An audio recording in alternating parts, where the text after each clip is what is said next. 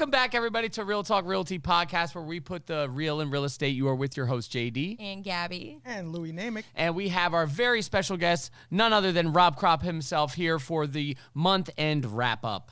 Thanks for having me, guys. Hit that Appreciate applause, man. You missed the applause for Rob. Oh, my gosh. Well, we got a lot of things to talk to you guys about today. So, Rob, what do we want to jump into first? So I think everybody always wants to know where we at with the interest rates. Big update is first, inflation has come down in February. The inflation report that came out this month was we're down to 2.4% annually, which is down from 2.7. And the reason that matters is because interest rates, a lot of the reason they're keeping the interest rates high is because of inflation. So as inflation comes down, the mortgage lenders are more willing to start dropping those interest rates. And that's the biggest thing that's making the change. Whereas at the end of January, the feds didn't make a price drop, which they have been doing the last 3 times that they met as of last year in 2025. However, those Fed rate changes don't make the same adjustments when it comes to the 30-year mortgages, as those are a shorter term versus a longer lagging indicator with the 30-year mortgages. So the inflation coming down is huge. And since inflation report came back, interest rates started dropping. They got down to around 6%. And as of this week, actually on Monday and Tuesday, they dropped to 5.99% on the conventional, with the government-backed loans being at 5.5 to 5.75, which is phenomenal. So you're starting to see a lot more buying power with people. Just a few months ago, we were sitting here talking about, man, it'd be nice if we could get into the mid-5s. Yeah. Right. And here we are. And that's not even as low as you can go. If you find a property and you're using a government-backed loan and it's been sitting there for quite some time, you may even be able to get the sellers to negotiate buying your rate down even further. Now we're talking about potentially getting into the high 4s. Yeah, the FHA rate, is 5.5? Yeah, that's it. Yeah. And that's not, that's just on resale, obviously. That's not even including what's going on out there with some of these new construction and the incentives that they're offering on their government-backed loans. So a lot to look forward to. And, another announcement as earlier was that there's a new Fed chair was announced, Kevin Warsh. And so he'll be starting sometime mid-May. And so we do expect as we get closer to that time, he'll be talking more and more, and usually rates move based on conversations, not necessarily what the Fed's Do you think does he have like a Twitter or anything? Yeah, that's a good question. Like, I wonder, is he going to be in some way, shape, or form talking before he's like in the chair? Like, you know what I mean? I imagine that people will start asking him questions. Yeah. I imagine him going on the news or any of the financial networks, and he mentioned something. Yeah. It will probably, we'll probably see some changes based on that. Got to start watching CSNBC. Is that what it is? CSNBC? Some Mad Money. Yeah, Mad Money. Watch some of those shows in the daytime. He'll probably go on there on like at 2 p.m. on a Tuesday and just say some crazy stuff, and the rates will drop. Yeah, you're just crossing your fingers hoping Jim Cramer says the opposite. That rates are going to go up, and it's immediately crash. Love it. The other thing that happened this month was the Federal Reserve is making some changes to the way mortgage capital is held. So basically, the way they're trying to make it easier for banks to offer mortgages. As of 2008, there were a lot of restrictions put on banks and required them to hold a lot of capital to be able to hold mortgages and service those mortgages. And now they're pulling back some of those restrictions. Now, these are not restrictions or they're not loosening underwriting guidelines. They're just, doesn't mean like subprime is coming back. This just means that they're changing the way that the participation can work for banks and how they lend, not affecting borrowers' standards. Not really talking about how the consumer participates and how they fill out their application, but what it means is that if it's going to make it easier for banks to do loans, that means more banks can do this, and more competition means that there can be better deals for the consumer. And so we expect to see potentially better pricing on loans, more loan products coming out, which we saw just a couple days ago. There's some new loan products that we're starting to see come out, even lending on raw land, which is very cool. You know what? Can I just say this one program I just heard? I have some buyers right now that they're in the middle of a transaction. They had no debt, but they had no credit history. And zero. So, and they actually were coming out of the shout out Dave Ramsey, his program, one of the lenders that works with Dave Ramsey and his program. And that's how I got them. And they actually came in totally debt-free and were able to qualify and have no credit history at all. That's wow, awesome. that's No, awesome. so that's something you wouldn't have really heard about, 5-10 years ago. Like, if you had a ghost file or a light file, like they used to say, where you have nothing showing that you've ever borrowed money and paid it back, then it was pretty much you wouldn't be able to buy. Even if you had $1 million in the bank. Right, exactly. Did they have some rental? They had renting. They had a house. payments? She had a house that was paid for. Oh, wow. And so maybe they counted that. Maybe they looked at, okay, well, you own this property and it just totally paid off, so we'll lend you the money. Well, that goes a long way. Yeah. That's very cool. So great news when it comes to mortgages. I think that, interest rate changes is going to be huge, but making the cost less is also going to help a lot of people get into those next mortgages. Another story that happened was the Trump administration announced that they're taking steps to ban large institutional investors from buying single-family homes. Finally. Their whole thing is homes are for people and not corporations. And so now there's a lot of questions about what it means. What's a large investor, versus like mom and pop investors, sub 10 properties or so. Like they're not going to be limited on buying single family homes, but places like BlackRock, who were competing against a lot of people to purchase homes, they're no longer going to be able to access money, the same type of money and loan programs that we as consumers would be able to access, giving consumers a little bit more of an edge over That's these good, people. man, because they needed it. They do need it. Yeah. There was if you guys don't know, there was a period of time where these large corporations like BlackRock, they were just taking up entire neighborhoods. Buying entire neighborhoods. Yeah, buying entire neighborhoods. And if you were out there making offers, how are you going to compete with somebody with that much capital? You just have no shot. You can't. That's going to be huge heading into this year. I think that's going to help a lot of buyers, especially as we're starting to see the market heating back up. Yes. It's starting to feel a little bit like 2020 and 21. Crazy. Minus there's no 3% interest rates. Right. But, we're starting to see a ton of competition. Yeah. We're starting to see that seller's market happen again. We kept telling people, like, now's the time to buy last We year. did. We kept telling people, like, if you want to get a deal, like, now's a really good time. And literally, as soon as the year crested, it just flipped. The whole script flipped. And now we're seeing multiple offers. In fact, we had one where we had... Gabby, wasn't it? Yeah. You had over 17 offers on a property. Client offered over 10% above list price and still lost. Yeah. Offered over $50,000. And That's- it was like a 2-week close. He was putting like 30% down. Oh, I it mean, was a strong- It was yeah. you would look at this offer and be like, oh, we got it. And then we didn't. Yeah, It's like, that's what? And that is what reminds us of a couple years ago. Yeah. Yes. So, that means prices are going well above asking. People are having to waive inspections. And we're even starting to see waived appraisals again, That's Yeah. crazy. which is just insane. I think a lot of this comes down to the fact that people are more used to the fact that rates are where they are. And if they come down, they should come down. It's going to be slow. Yeah. Nothing is going to be fast. And I think people are starting to get to the point where they realize there is not going to be another 3% interest Yeah. rate. Yeah. I think, maybe high 4s eventually. But I think the 5s and 4s is probably where we're going to end up. Yeah, Yeah. I agree. Yeah. But that's a couple years away.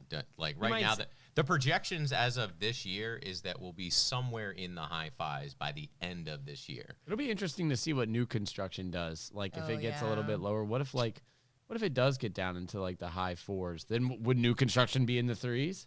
So, I mean, in Tampa, I get a lot of ads from the Florida real estate Yeah. market. Yeah. And Tampa, one of the new home builders, was offering 3.99% Yeah. on Well- if you were to purchase one of their And ready-builds. closing cost assistance. and closing cost 15 assistance. grand, I think it was. So I my remember- in-laws just bought. They got a 3.99 in Georgia.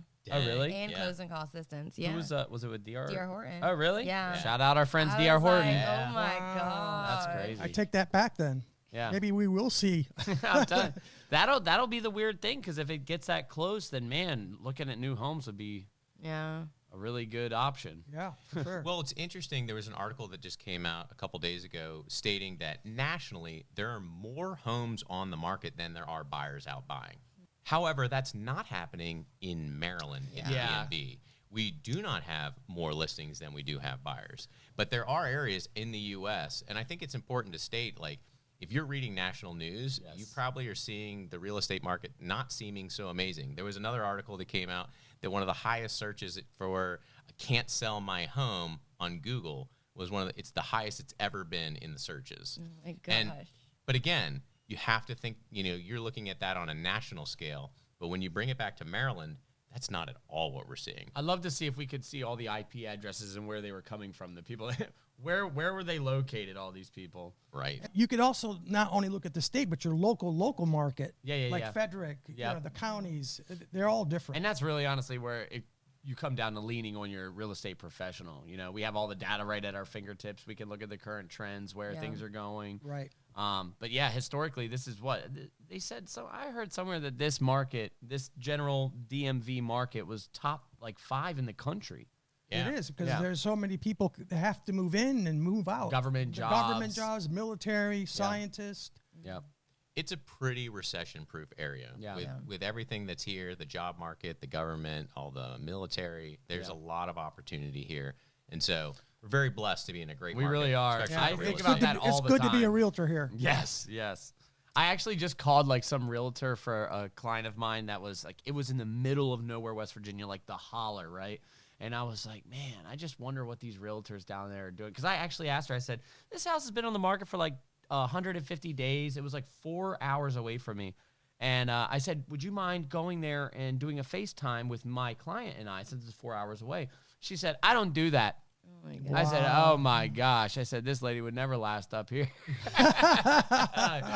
Sheesh. My Lord, I do that all the time. I know. She said, I don't like to do FaceTimes. And I'm like, again, this house has been sitting that long. If I was a listing agent and I had a seller and this house was sitting that long, I would do anything to go get this thing sold. Absolutely. Yeah. And I was like, she's like, I just don't do that. I'm like, ugh, that is so weird. No wonder your listing's sitting there for 150 Just days. remember, not all realtors are alike. Yeah. I bet you her seller doesn't know that she doesn't do This is an example of why it matters who you select to sell your house. Absolutely. I could imagine saying no to that. Yeah, and she had a little sass to her too. I was blown away. I was like, what Can you the heck? imagine if her client finds that out? I was thinking that the whole time. I was like, what? If I was her client, I would be mad. The seller's probably like, why isn't my house selling? Right. Oh my gosh.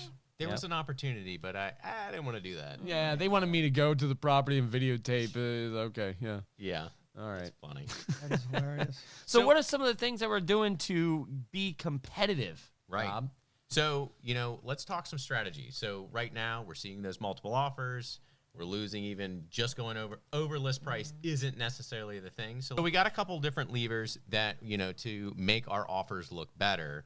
One of them, the biggest reason that most people get out of a deal is because of the inspections. And sellers hate inspections because they don't know that they're going to get the money that they're hoping to and walk away with, because what if someone comes back with a bunch of repairs? So biggest thing is, how can we get rid of a home inspection? Well, we can get rid of a home inspection, but not doing a formal home inspection. We can do an abbreviated form of it called a walk and talk.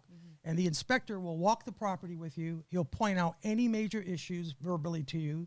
And there's usually no written report, correct? Yep. And instead of taking 2 to 3 hours, it usually takes about 30 to 60 minutes. Yeah, it's not long at all, and this is something that you schedule, on the showing. Let's say maybe it's your first showing, maybe it's your second showing. Maybe you went once and you decided you really liked it, but you want to write an offer that's more competitive and you don't want to include a home inspection, then schedule that. And it's been a very effective way to get ahead of everybody else. Because if you look at a real estate transaction or real estate offer, there's a couple milestones that can either make or break any deal, right? You're going to have your home inspection, and then you have your appraisal, and then you get to your settlement, right? So as you're writing your offer as a buyer, these are the two, this inspection and the appraisal are the two things that could throw a wrench in any deal. If you remove them or have the ability, not everybody has the ability to remove them, but if you do, then that's how to make your offer surefire, appealing to the seller. They're looking at it like, hey,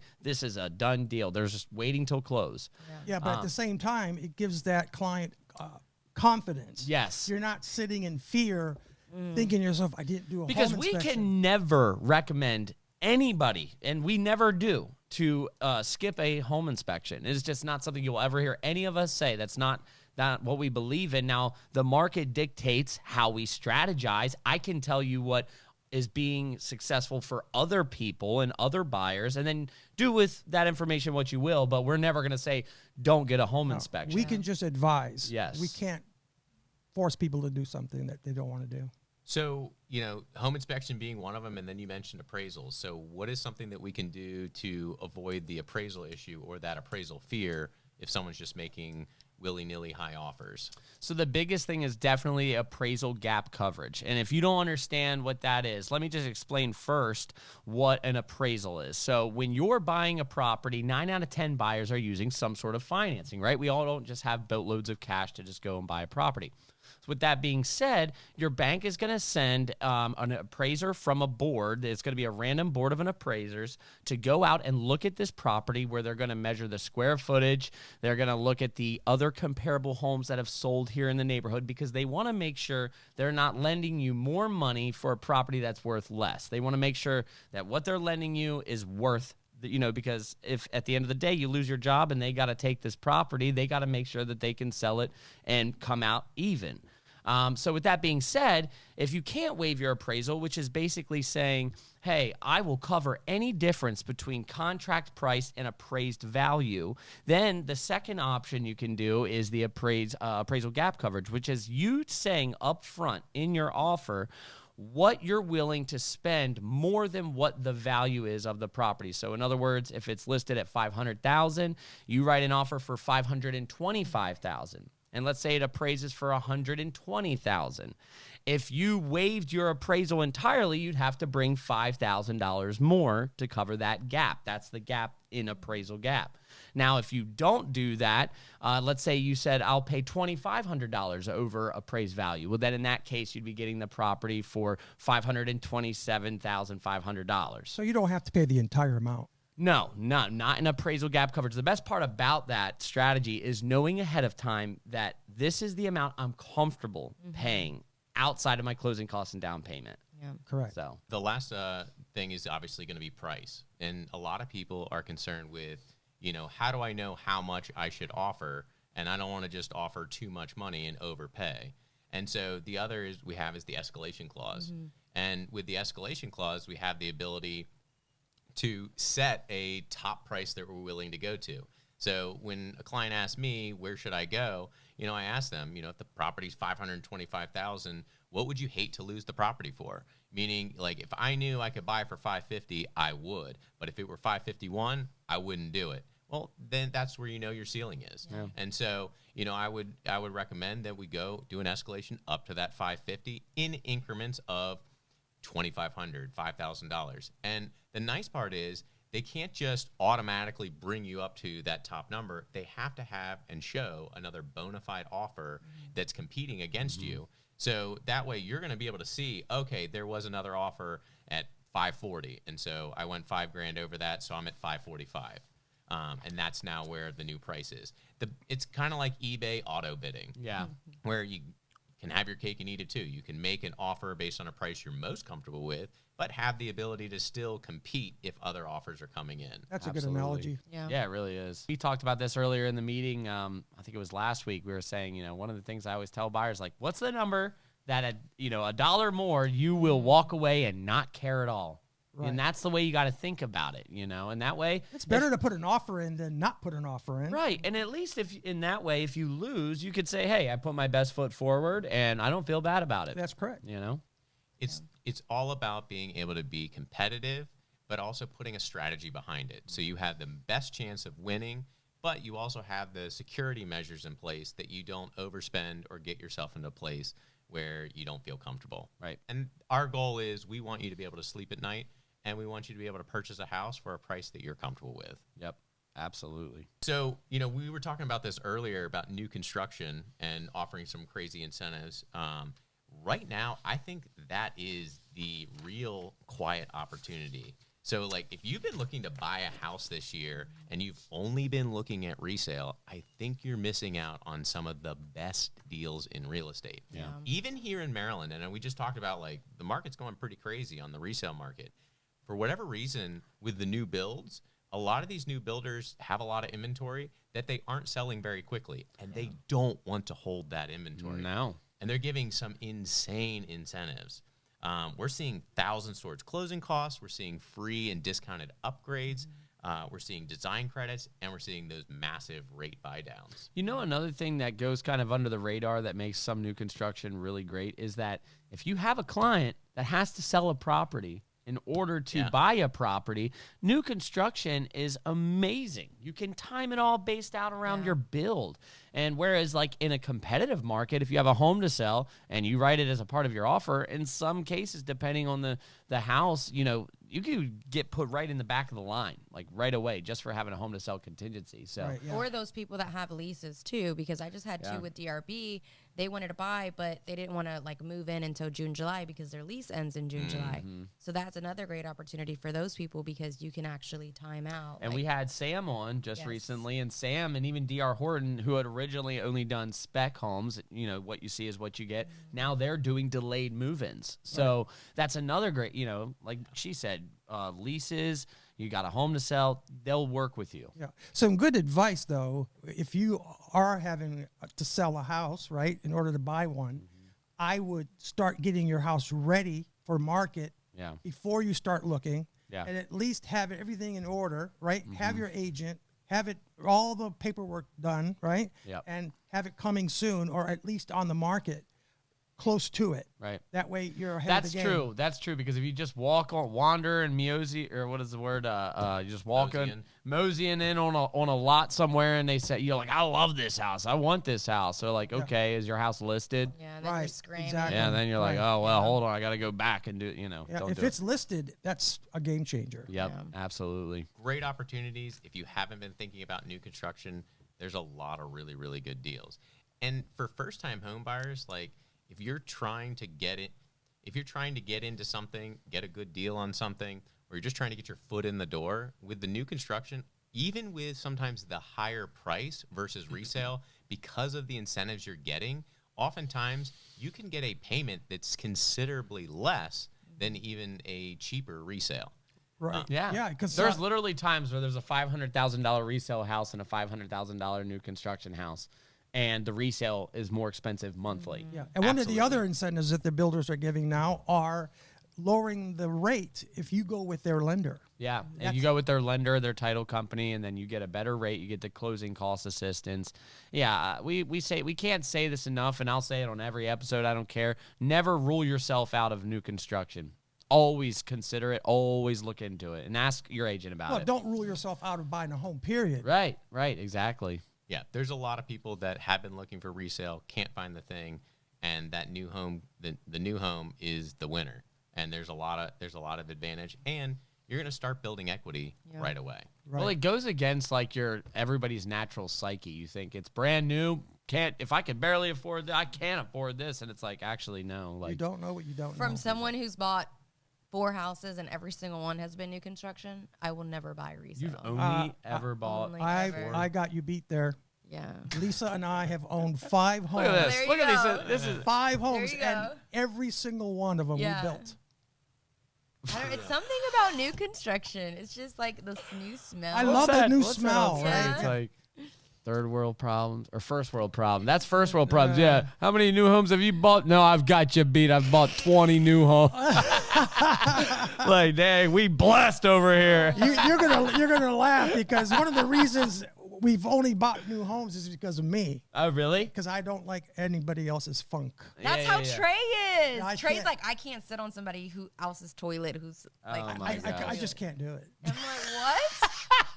I'm sorry, I can't do So it. funny. Yeah. Yeah, moral of the story, look at new construction. Yeah. Or At least give, consider. or give your Yeah. client a good Home Depot gift card so they can replace the toilet seats. That's a much cheaper solution. This is like the Colbert, like, you know, when the light bulbs go out, I move. You know? Gosh. So bottom line, inflation's cooling, rates are stabilizing. We're down at that 6% and a little bit lower. Lenders are starting to get more competitive. Institutional investors are pulling out. And locally, we're seeing competition heat up. You know, this is a phenomenal market. If you've been waiting to sell your home because of what transpired over the last 6 months, or you failed at selling previously, now's a great time to come back out. And if you're trying to buy, I wouldn't wait much longer. It's only going to heat up more, especially as those interest rates come down and down and down. And once that new Fed chair takes over, I do anticipate that we're going to see some drops in the interest rates. Listen, in May, there's going to be flowers. Dude. There's going to be green on the leaves. You're going to have a new Fed chair. It's a lot to look forward to, I think. I agree. And you do, hey, I get in where you fit in, and I would get in now. Yeah. Absolutely. All right, guys, we really appreciate you for joining us on our month-end wrap-up, and we're going to have another episode for you next week, and we look forward to keeping you guys updated so that you and your family can make the best decisions. Have a wonderful day. Bye, guys. See Peace ya. out.